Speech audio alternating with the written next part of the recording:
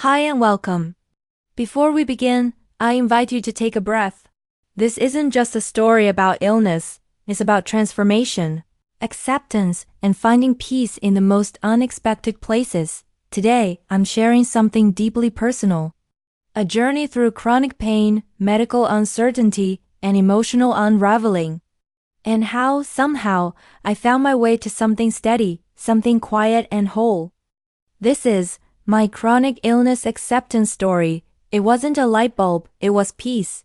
Let's begin. Dr. Aris Thorne tapped the holographic display, the 3D rendering of my spine shimmering like a grotesque alien Christmas tree. Each point of inflammation pulsed a malevolent red. There's significant neural involvement, Miss Elara Vance. More than initial scans suggested. He adjusted his augmented reality glasses, his brow furrowed in a perpetual state of medical curiosity, or perhaps, in my case, bewildered pity. I've seen that look a lot in the last 5 years. The look of a doctor confronted with a puzzle they couldn't quite solve, a machine they couldn't quite fix. My journey into the labyrinth of chronic illness hadn't begun with a dramatic diagnosis, a sudden accident, or any clearly definable event. It was a slow creep, an insidious erosion of my well-being that started with a persistent fatigue I initially dismissed as burnout from my high-pressure job as a bioengineer. Then came the muscle aches, the stabbing nerve pain that shot through my limbs like electric currents, the cognitive fog that made it feel like my brain was permanently wrapped in cotton wool. The doctors I initially consulted, bright-eyed and optimistic, ran a battery of tests that all came back normal. It's probably just stress, they'd say, prescribing rest and maybe a mild antidepressant. But the symptoms persisted and then worsened. Rest did nothing. Antidepressants dulled the edges of the despair, but didn't touch the underlying physical pain. The cheerful optimism of the early career doctors gave way to the weary resignation of specialists who had seen it all before. I became a medical tourist, bouncing from clinic to clinic, from renowned research hospitals to alternative medicine practitioners, each promising a cure, or at least a glimmer of hope. I swallowed handfuls of pills, endured invasive procedures, and spent a small fortune on treatments that ultimately proved ineffective. My life, once vibrant and full of potential, narrowed to the confines of my apartment, my days consumed by managing symptoms and searching for answers.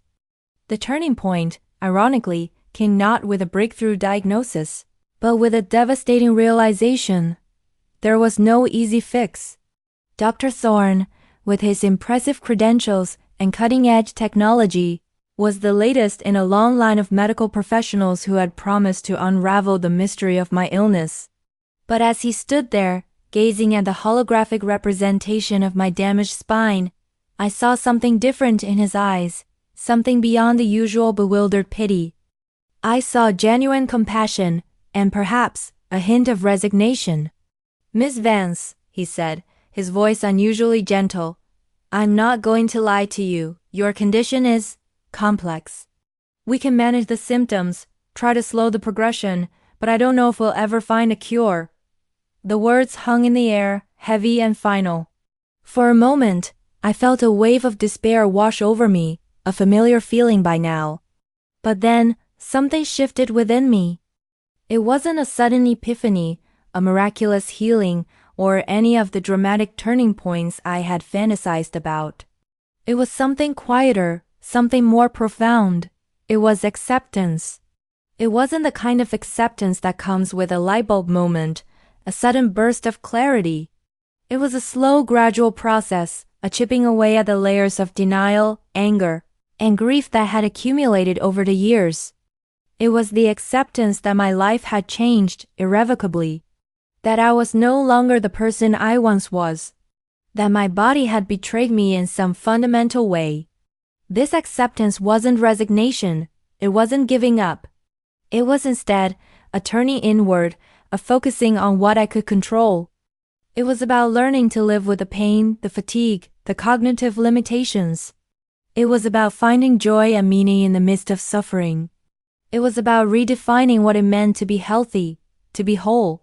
The journey wasn't easy. There were days when the pain was unbearable, when the fatigue was crippling, when the cognitive fog was so thick I couldn't remember my own name.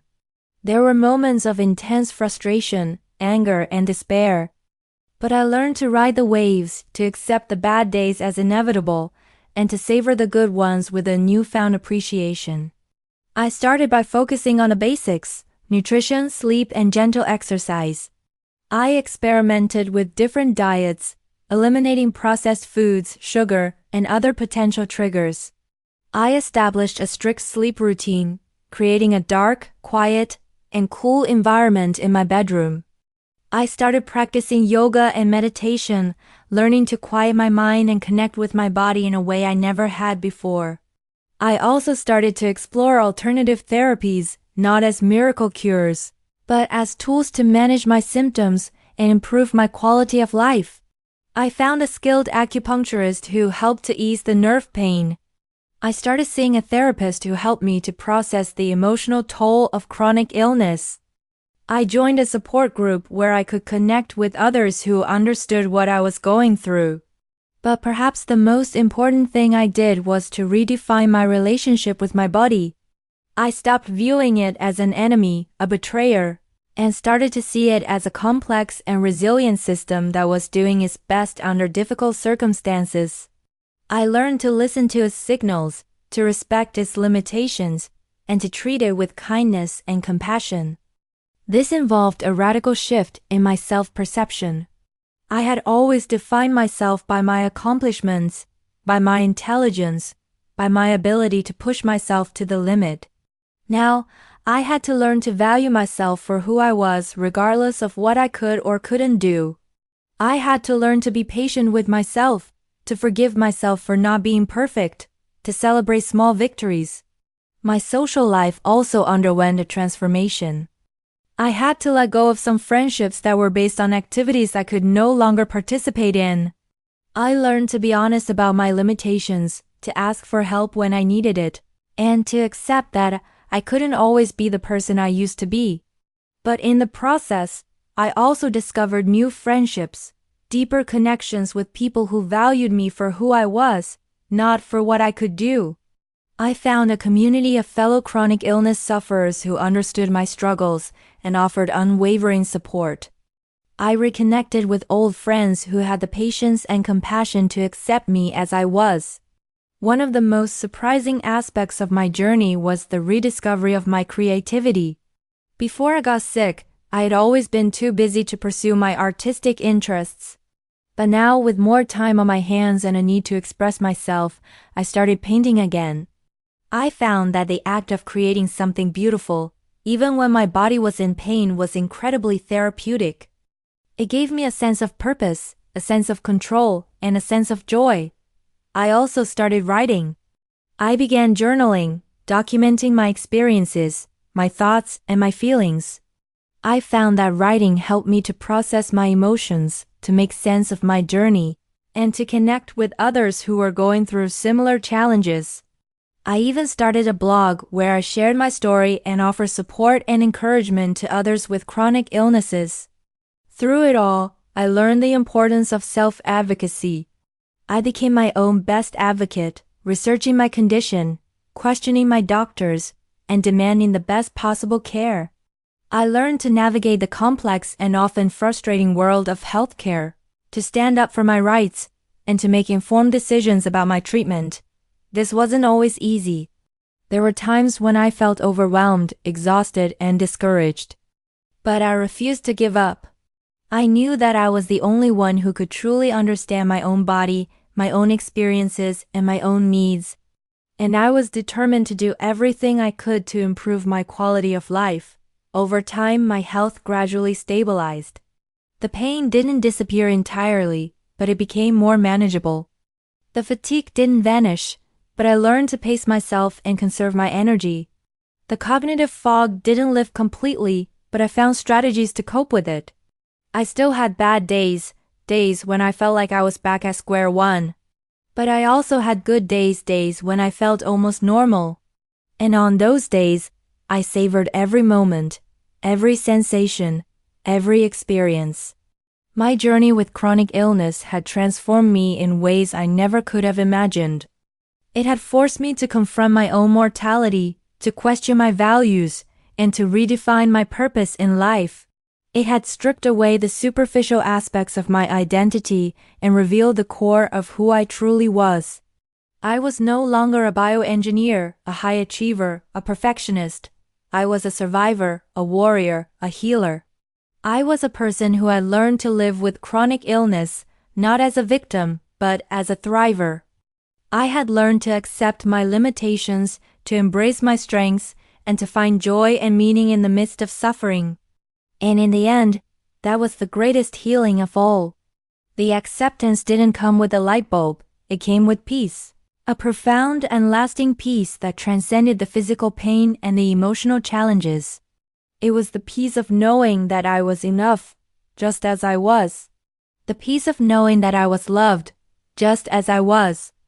The peace of knowing that I was alive and that I had something meaningful to contribute to the world, even in my imperfect and vulnerable state. The holographic spine still shimmered on the screen, the red pulses a constant reminder of the challenges I faced. But now I looked at it not with fear, but with a sense of gratitude. It was a symbol of my journey, my struggle, and my ultimate triumph. It was a reminder that even in the face of adversity, it is possible to find healing, wholeness, and peace. Years later, I sat on the beach, the warm sand between my toes, the sun on my face. I watched the waves crash against the shore, each one a reminder of the ebb and flow of life. I closed my eyes and took a deep breath, filling my lungs with the salty air. I was still living with chronic illness, but it no longer defined me. I had learned to live in the present moment, to appreciate the simple joys of life, to connect with nature, and to cultivate inner peace. I had found my purpose, not in achieving external goals, but in living a life of authenticity, compassion, and service. I opened my eyes and smiled.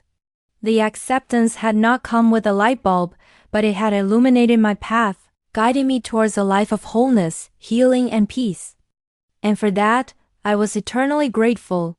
The journey had been long and arduous, but it had been worth it. For in the end, I had discovered that true health is not just the absence of disease, but the presence of wholeness, peace, and love. That day with Dr. Thorne ended not with a prescription, but with a referral, not to another specialist, but to a local art therapy group. He'd seen something shift in me, a subtle but undeniable acceptance, and he knew that true healing required more than just medical intervention. He knew it required a connection to something deeper, something more meaningful. He told me about his own struggles with burnout, the toll that the relentless pressure of modern medicine had taken on his own well-being. He confessed that he often envied his patients, those who were forced to slow down, to reevaluate their priorities, to find meaning in the midst of suffering.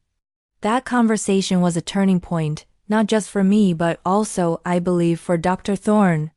He began to incorporate mindfulness practices into his own life, to prioritize self-care, and to connect with his patients on a more human level.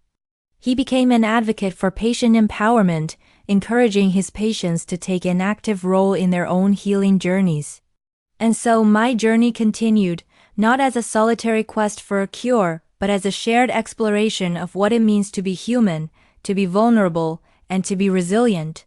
I learned that healing is not a destination, but a process, a continuous journey of self-discovery, self-acceptance, and self-love. I learned that true health is not something that can be achieved through medical interventions alone, but something that must be cultivated from within. I found strength in vulnerability. I learned to ask for help, to admit my limitations, and to embrace my imperfections. I discovered that true connection is born from authenticity, from sharing our true selves with others, warts and all. I learned that even in the face of chronic illness, it is possible to live a life of joy, meaning, and purpose. It is possible to find beauty in the ordinary, to cultivate gratitude for the simple things, and to connect with something larger than ourselves. And so, I continue to live my life, one day at a time, embracing the challenges, celebrating the victories, and trusting in the journey. I am not cured, but I am healed. I am not perfect, but I am whole. And I am grateful for every moment, every breath, every experience that has brought me to this place of peace, acceptance, and love. The journey is far from over, and I know there will be more challenges to come. But I am no longer afraid. I have learned to trust in my own resilience, to believe in my own strength, and to have faith in the power of the human spirit. And I know that even in the darkest of times, there is always hope, always light, always the possibility of healing. The acceptance didn't come with a light bulb, but it came with a quiet knowing, a deep inner peace that anchors me, regardless of the storms that rage around me. It's the knowledge that I am more than my illness, more than my limitations. It's the understanding that my worth is inherent, not dependent on what I can do or achieve. It's the unwavering belief that even in the midst of suffering, there is beauty, there is meaning, and there is love. I now dedicate my time to advocating for others with chronic illnesses, sharing my story, and offering support and encouragement. I work with organizations that are researching new treatments and therapies, and I lobby for policies that will improve access to care for those who are struggling. I have found my purpose in helping others to navigate the challenges of chronic illness and to find their own paths to healing and wholeness. I teach workshops on mindfulness, self-care, and patient empowerment. I write articles and blog posts on chronic illness, and I speak at conferences and events around the world. And I continue to learn and grow every day. I am constantly seeking new ways to improve my own health and well-being, and I am always open to new ideas and approaches. I have learned to be flexible, adaptable, and resilient in the face of change. I have learned to embrace uncertainty and to trust in the flow of life. My life is not perfect, but it is good. I am not pain-free, but I am content. I am not healed, but I am whole. And I am grateful for every moment, every breath, every experience that has brought me to this place of peace, acceptance, and love.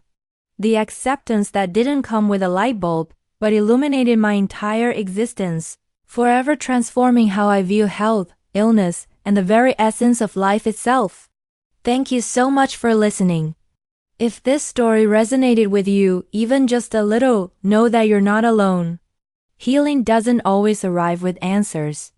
Sometimes it arrives with stillness, with surrender, with peace. If you're on your own journey through illness, loss, or self-discovery, I hope this gave you comfort or courage to keep going. You are not broken. You are becoming.